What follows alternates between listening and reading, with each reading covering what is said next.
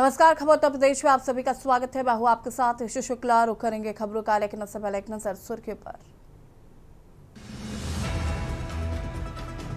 UP में मुख्यमंत्री योगी आदित्यनाथ परखेंगे स्वास्थ्य व्यवस्था की सेहत। आज अधिकारियों के साथ करेंगे बैठक।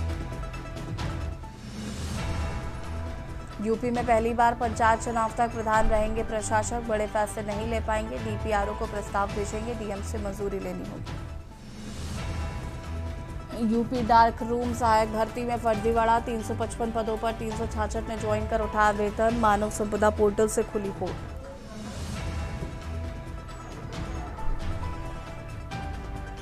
यूपी में मदरसा बोर्ड के टॉपरों की गलत लिस्ट जारी करने पर डिप्टी रजिस्ट्रार को नोटिस। 3 दिन में देना होगा जवाब।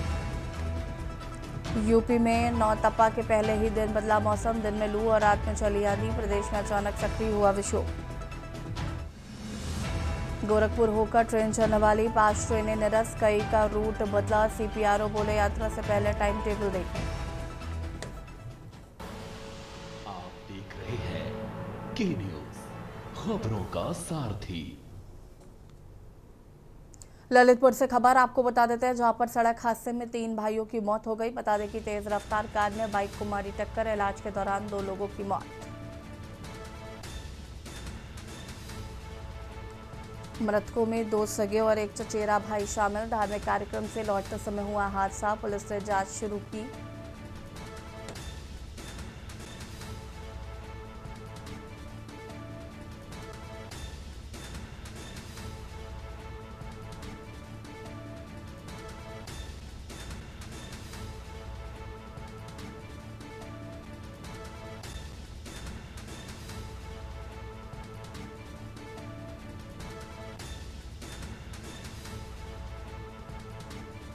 पुलिस ने जांच की शुरू।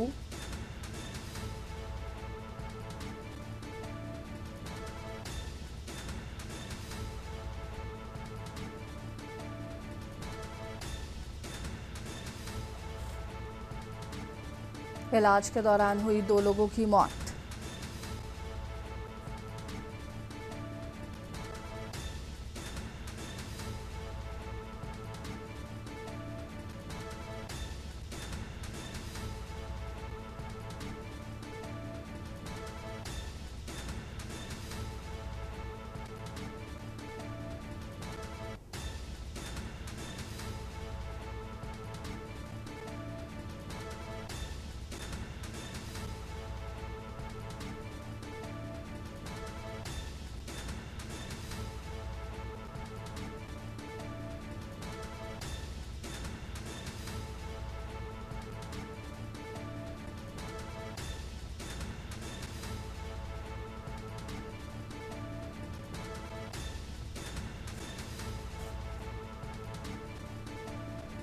मृतकों में 2 सगे भाई और एक चचेरा भाई शामिल।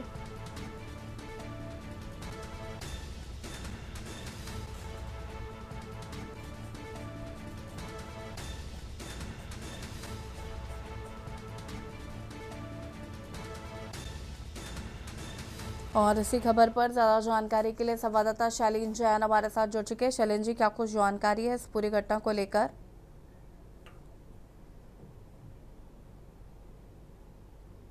बांसी चौकी क्षेत्र का है, जहां हाईवे NH 44 पर सड़क हादसे में 3 भाइयों सहित एक कार चालक की मौत हुई है।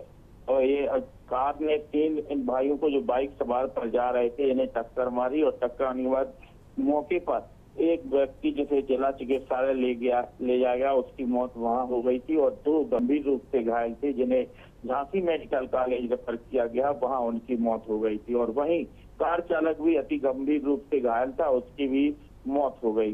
इस प्रकार इस सड़क हादसे में कल का दिन बहुत वैसा रहा, जिसमें 4 लोगों की मौत हुई है। और यह लगातार आजकल जो घटनाएं सामने आ रही हैं, ये हाईवे पर सुरक्षा के बिना, सुरक्षा के चलते लोगों में आक्रोश बना हुआ है इस प्रकार की मौत होने की। शुक्रिया आपका जानकारी साझा करने के लिए। और बता दें आपको, इलाज के दौरान 2 लोगों की हुई मौत।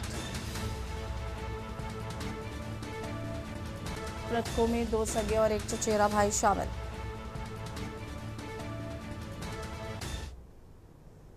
लखनऊ से खबर, मुख्यमंत्री योगी आदित्यनाथ ने पद्म पुरस्कार विजेताओं को दी बधाई। एन राजम समेत विभूतियों को राष्ट्रपति ने किया सम्मानित। यूपी के गौरव बढ़ाने वालों का देश भर में सम्मान। दिवंगत अभिनेता धर्मेंद्र के परिजनों को भी शुभकामनाएं दी हैं मुख्यमंत्री योगी आदित्यनाथ ने।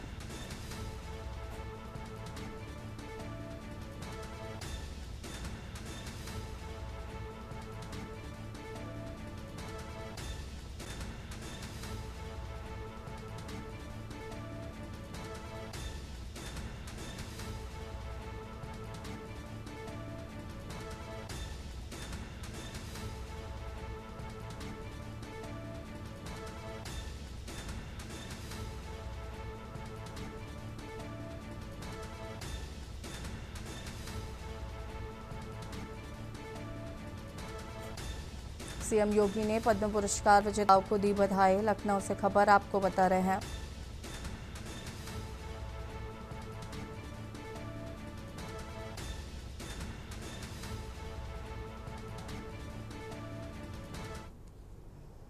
लखनऊ से खबर, यूपी को जल्द ही मिलेगा स्थायी डीजीपी। यूपीएससी की अहम बैठक आज दिल्ली में 3 वरिष्ठ आईपीएस अफसरों का बनेगा पैनल। राजीव कृष्ण के नाम की चर्चा तेज।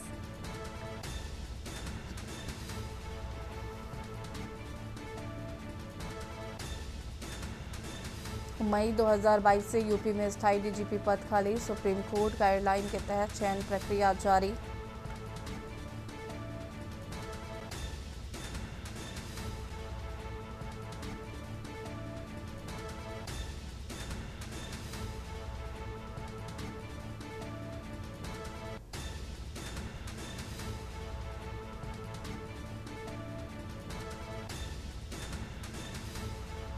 सुप्रीम कोर्ट गाइडलाइन के तहत चयन प्रक्रिया जारी।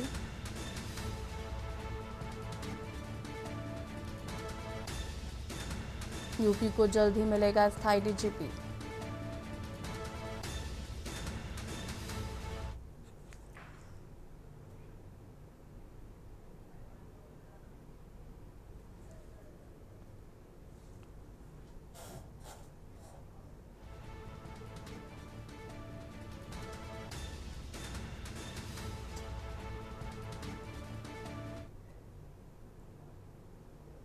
खबर फिरोजाबाद से, जहां पर भाजपा ने पंडित दीनदयाल उपाध्याय प्रशिक्षण महाअभियान के तहत आयोजित जिला प्रशिक्षण वर्ग में पहुंचे फतेहपुर सीकरी सांसद एवं भाजपा किसान मोर्चा के राष्ट्रीय अध्यक्ष राजकुमार चाहर ने कई अहम मुद्दों पर अपनी प्रतिक्रिया दी।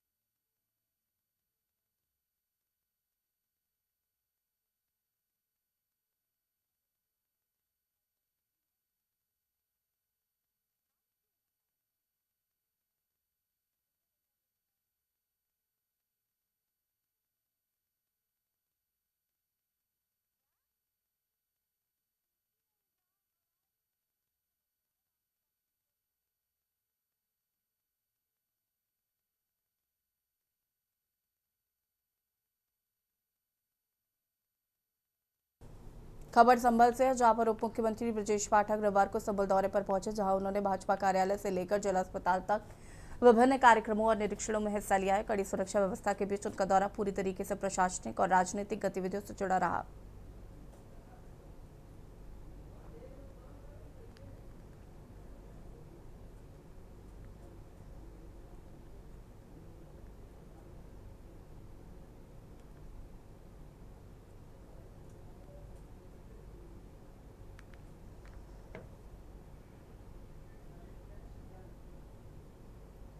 पर सर्वश्रेष्ठ काम किया है। ढेर सारी परियोजनाएं धरातल पर उतर चुकी हैं और ढेर सारी अभी धरातल पर उतारना है, जो कुछ प्रस्तावित है, कुछ सैंक्शन हो रही है, कुछ प्रोसेस में है। आप सब लोग भी 17 से पहले के संभल का एक बार जरा चित्र देखिएगा और 17 के बाद से अब तक का देखिएगा। इन 9 वर्षों में आमूलचूल परिवर्तन हो चुका है। कानून व्यवस्था के क्षेत्र में बहुत अच्छा काम हुआ है।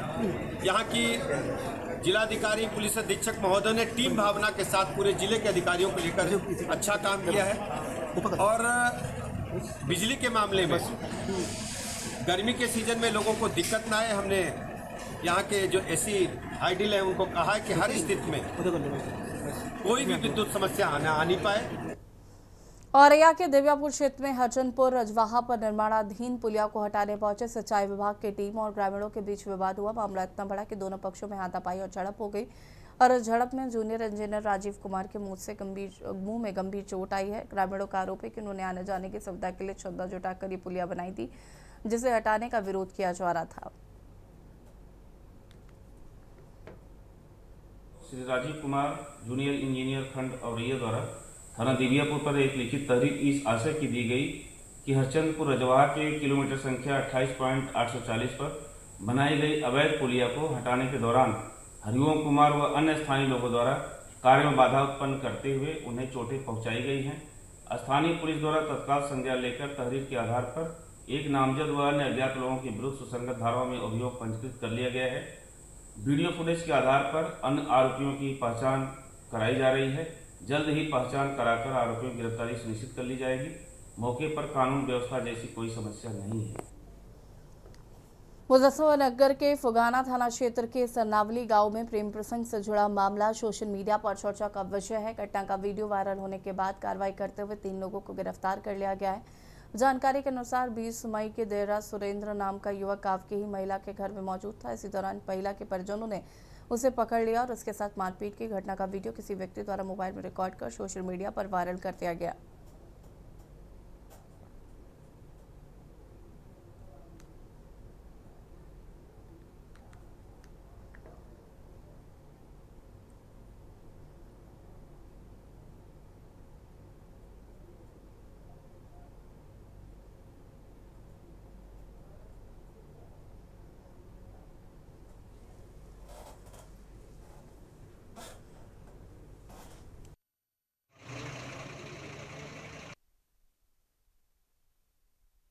एक वीडियो सोशल मीडिया पर वायरल हुआ था, जिस वीडियो की जांच की गई तो जांच के दौरान ये तथ्य प्रकाश में आए कि थाना फुगाना क्षेत्र के ग्राम सरनावली से कुछ लोगों के द्वारा एक व्यक्ति के साथ मारपीट की जा रही है।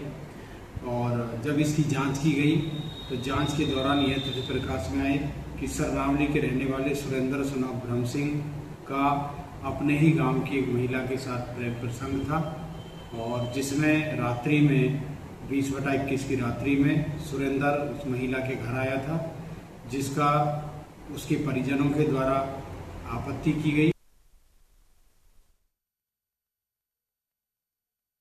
समय हंगामा हो गया जब पुलिस गैंगस्टर एक्ट मामले में गांजा तस्कर मोहित को गिरफ्तार करने पहुंची।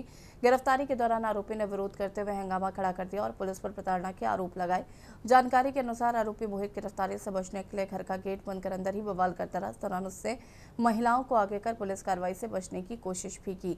काफी मशक्कत के बाद पुलिस ने उसे गिरफ्तार कर लिया और थाना पुलिस द्वारा अथक प्रयास कर इसके बाद में गिरफ्तारी सुनिश्चित की गई थी। देखिए, थाना कंगरखेड़ा की पुलिस जब गैंगस्टर अधिनियम के वर्णित अभियुक्त जिसका नाम मोहित गोस्वामी है, इसको पकड़ने गई थी कि उस संबंध में ये वीडियो है। मैं बताना आवश्यक समझता हूँ कि ये जो अभियुक्त था, इसके ऊपर व्यावसायिक मात्रा में गांजा रखना, साथ में उसका तस्करी करने का अभियोग सन 2025 में पंजीकृत किया गया था। वीडियो में जिस व्यक्ति की आवाज आ रही है ये खुद अभियुक्त की ही है और थाना पुलिस द्वारा अथक प्रयास कर इसके बाद में गिरफ्तारी सुनिश्चित की गई। जौनपुर में 1 लाख रुपए के इनामी बदमाश रवि यादव की पुलिस मुठभेड़ में ढेर होने के बाद माहौल तनावपूर्ण हो गया है। घटना के बाद पोस्टमार्टम हाउस से लेकर अंत्येष्टि स्थल तक परिजनों ने जमकर विरोध किया। पुलिस पर गंभीर आरोप लगाए हैं। मामला लाइन बाजार थाना क्षेत्र स्थित रामघाट का बताया जा रहा है, जहां अंतिम संस्कार के दौरान परिजनों और पुलिस के बीच धक्का मुक्की और नोकझोंक की स्थिति बन गई।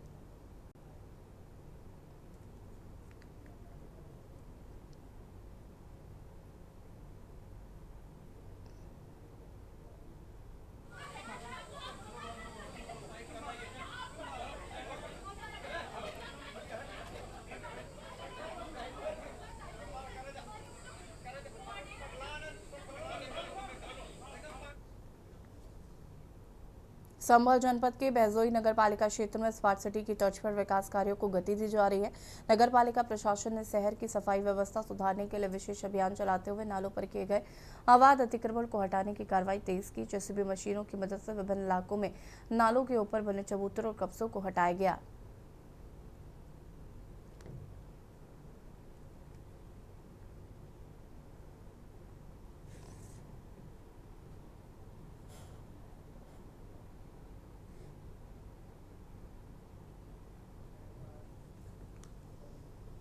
ललितपुर जनपद के सैदपुर क्षेत्र में बन रहे बल्क ड्रग पार्क का औद्योगिक विकास मंत्री नंदगोपाल नंदी ने निरीक्षण किया। इस दौरान उन्होंने अधिकारियों के साथ समीक्षा बैठक भी की और परियोजना की प्रगति का जायजा लिया। मंत्री ने निर्माणाधीन फार्मा पार्क परिसर में वृक्षारोपण कर पर्यावरण संरक्षण का संदेश दिया। उन्होंने कहा कि ललितपुर का फार्मा पार्क बुंदेलखंड की तस्वीर बदलने में अहम भूमिका निभाएगा और इससे हजारों युवाओं को रोजगार के अवसर मिलेंगे।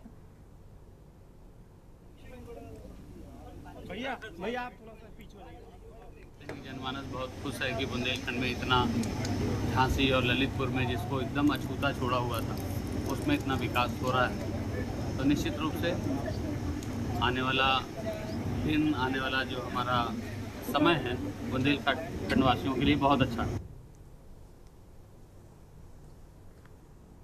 बलिया जिले के मनियर प्राथमिक स्वास्थ्य केंद्र में एक हैरान करने वाला मामला सामने आया, जहां पर बिजली कटने के बाद टॉर्च की रोशनी में एक घायल मरीज का इलाज किया गया। जानकारी के अनुसार सड़क दुर्घटना में घायल मरीज को परिजन उपचार के लिए प्राथमिक स्वास्थ्य केंद्र लाए थे। परिजनों का आरोप है कि केंद्र पर उस समय कोई डॉक्टर मौजूद नहीं था, जिसके चलते स्टाफ ने ही मरीज का प्राथमिक उपचार किया और बिजली नहीं होने के कारण इलाज टॉर्च की रोशनी में करना पड़ा।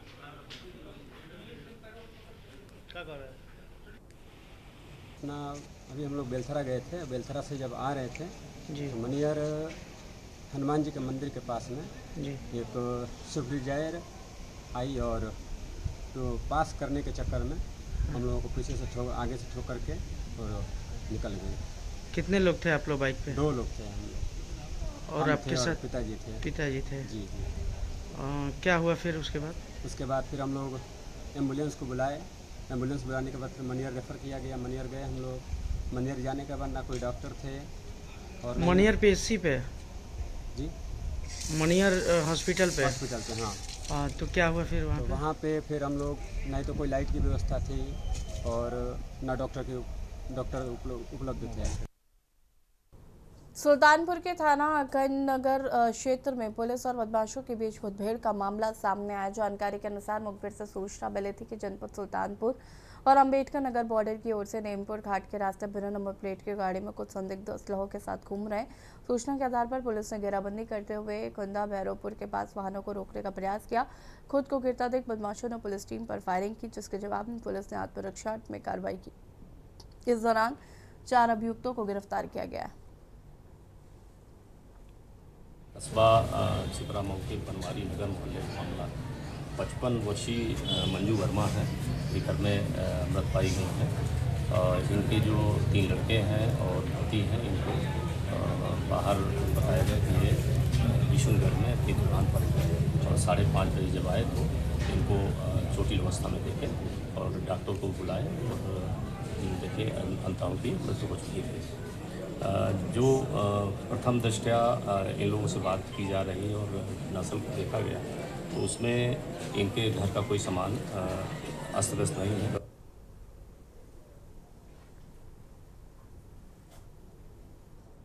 और यहाँ रुकेंगे छोटे से ब्रेक के लिए, जो हाजिर होता है।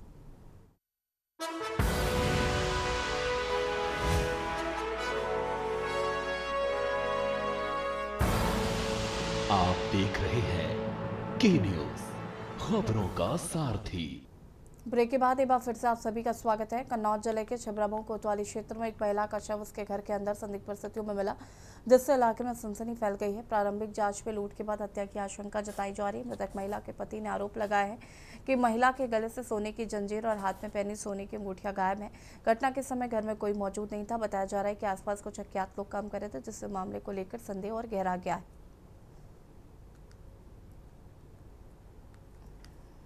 बनवारी नगर मोहल्ले का मामला 55 वर्षीय मंजू वर्मा है, ये घर में मृत पाई गई हैं।